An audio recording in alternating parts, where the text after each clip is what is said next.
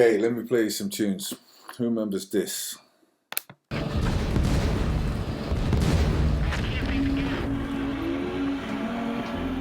Got helicopters and submarines in the video now. Sharks. Ready or not, here I come. You can't hide. She can sing. Gonna find you and take it slowly. Ready or not, here I come. You can't hide.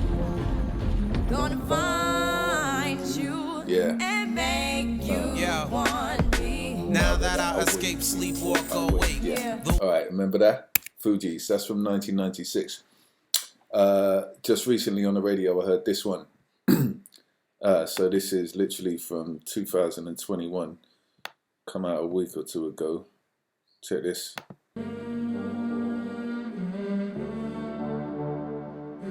They pitched it down. Is you ready or not? I've been waiting the whole damn night. Give me all that you got. Obviously use the sample. All that money ring in my line. You know I never stop. Ooh, it's hard. You better show me something. Tell me one more time. Is you ready or not? If you ready or not, ready up, ready up, ready or not. You can run with me or run from me. Yo, I run it up when they run the beat. Thanks for that, Fredo. Okay, so it got me thinking, like, because we're about to start this module called Earning Money in the Music Industry. So it's all about how the money moves around, how people get paid within the music industry. So we're looking at royalties. That's how people get paid in the music industry. And royalties are paid to whoever owns the copyrights. Okay? So when you're looking at how Fredo was allowed permission to make that tune, he has to have got permission to use the Fugees sample, or well, the Fugees were signed to Sony Records, so Sony's lawyers will come at him hard if he didn't have permission. And so I presume he has got permission, and I presume he has paid for that permission, because the Fugees would own the royalties to it.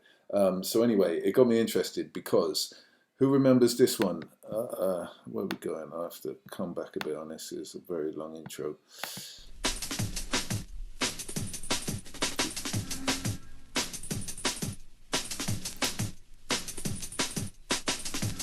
Ooh, there it is. When I raise my trigger finger. Apparently, it says DJ Hype, but apparently DJ Zinc made this tune.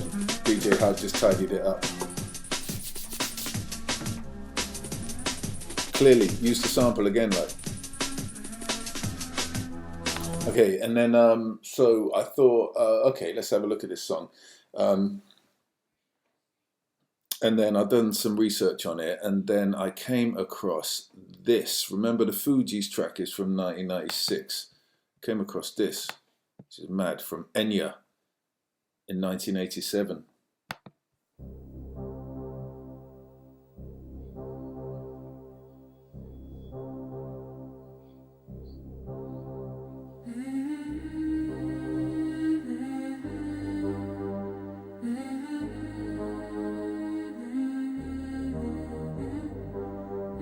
Okay, so that's Enya, 1987. That's where this whole mess started. Now, apparently Enya was none too happy with the Fugees using her track in 1986. They sampled, clearly have sampled her record. She wasn't happy with it because Enya's solid, like, Christian woman, and wasn't too happy because she thought the Fugees were like gangster rap, and the Fugees didn't even ask permission to use it. They just used it anyway. Wyclef just nicked it. And they went after, and Enya's lawyers come after him, and they paid a fortune to Enya for doing that. So then that got me researching some other stuff, like, and I thought, okay, if Fugees have basically nicked Enya, where does the rest of it come from? And I came up with this. Mad things, bro. Check this one out.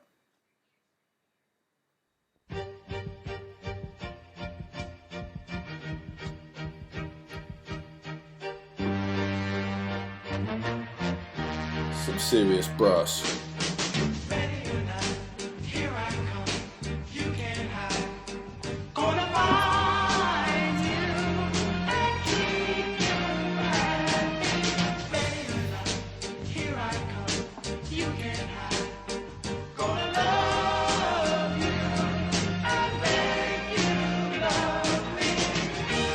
Okay, so right there you've got, there are two types of copyright within music, okay? Two types. One is in the recorded work. So once something is recorded, there is a copyright in that recording. The other copyright is in the actual music itself. So it's in the lyrics, it's in the melodies, it's in the chords.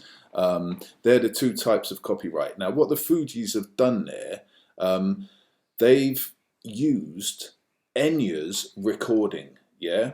Enya's recording, they've took her recording and they've put it in their song, but they've used the Delphonics lyrics and melody, not the recording of it, because it sounds totally different. Lauryn Hill's basically re-sung it, but Lauryn Hill has used the Delphonics lyrics and the melody, and those guys are the two types of copyright that exist within music. One is in the recorded work and one is in the music itself. So when the Fugees made Ready or Not, they took Enya's recording and they took the Delphonics lyrics and melody and they made their own song with it. Now, royalties are paid to whoever owns the copyright within music, okay? So if the Fugees, if everything worked as it should do, the Fugees would have paid Enya for using her recording, they would have paid the Delphonics for using their music, okay? They're the two types of copyright, and you've got to think of how this plays out, because every time a recording is played in public, then royalties should be paid to whoever owns the recording copyrights. Every time a song is performed in public, then royalties should be paid to whoever owns the musical copyright. Now, by default, if you compose a piece of music, it's your intellectual property, you've come up with it, you will own the musical copyright to it, unless you give it away, unless it's reassigned. You will own the musical copyright. The recorded copyright rests with whoever paid for that to be recorded, normally. Now, all rights can be bought, they can be swapped, they can be given away, but by default, whoever came up with it owns the musical copyright, and whoever paid for it to be recorded owns the copyright in that recording. Okay, so once you understand that, then we can get onto royalties in the next chapter. Who wants to know what else I found out whilst I was researching this Fugees Ready or Not? Who wants some, let me give you some of this guy. Remember this guy? Mario Winans.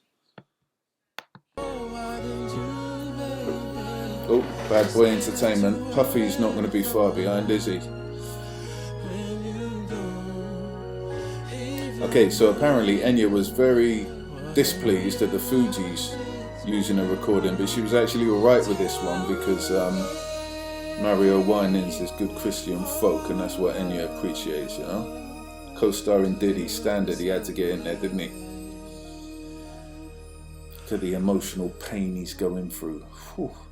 It's deep. There we go, there's your Enya sample. You just can't believe it, bro.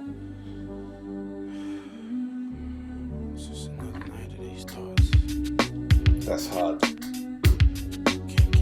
Puffy can put a beat together.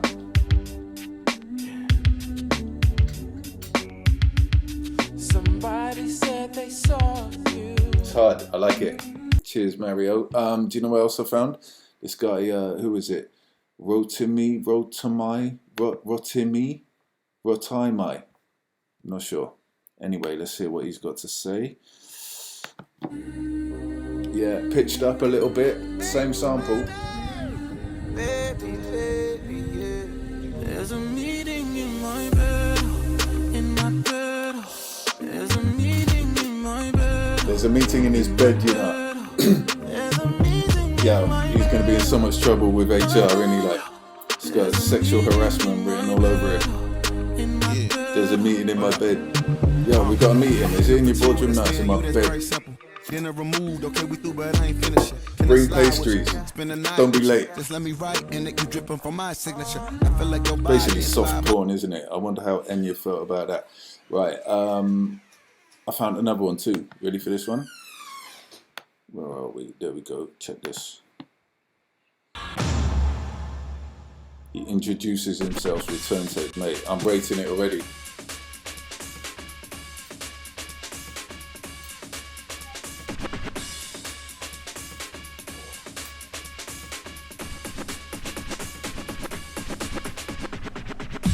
Yeah, man, I'll have some of that. Some hip house.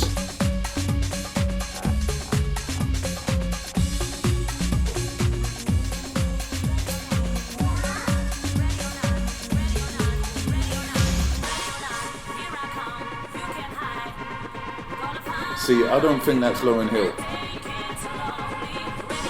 Could be Lauryn Hill sped up, but I think it's been re-sung by someone, and therefore, yeah, let's have some of that. Alright, bro. Yeah, I see you. Right. Yeah, I don't think that was Lauryn Hill singing there. I think, I might be wrong, it might be Lauryn Hill pitched up, but I think it was re-sung by someone else. Therefore, the copyright is in, that's a musical copyright. They haven't used the recording, they've just re-performed her music. So they're the two types of copyright. One is in the music itself, the other is in the recorded copy, okay? I hope you followed that. And the next video accompanying this one is about how to tackle the written assignment called Earning Money in the Music Industry. Sweet.